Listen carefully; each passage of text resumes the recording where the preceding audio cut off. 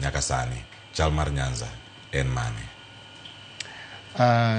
Nyanza ang'eyo ni wabedo gi buok ahinya nikech ng'eni otiep mosebedo kogeng'owa kendo mosebedo ka otelonwa yor siasa.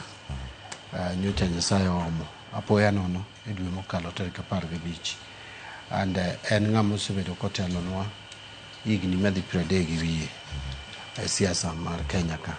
Omiyo nyowewa onge tho maloso ji kata ma ji ikorene, lakini nyodwa wewa gi buok, to koro chuno ni nyaka ogandawa kata jo Kenya nyaka koro kawe gi kama wantiere no kwa dhi mbele, nikech onge gima wanyalo time, en chenro mar Nyasaye.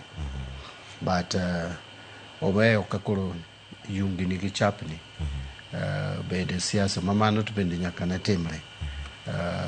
Koro en mana ni ere kaka waloso wechewa mag siasa gi wechewa mag dongruok ka wadhi mbele gi kama wewani. Nikech adieri makende en ni wasegoya atua mabor ahinya ka wan bang' jatendwa manyo Nyasaye omo. Kamano kiwacho ni en atua mopogore opogore.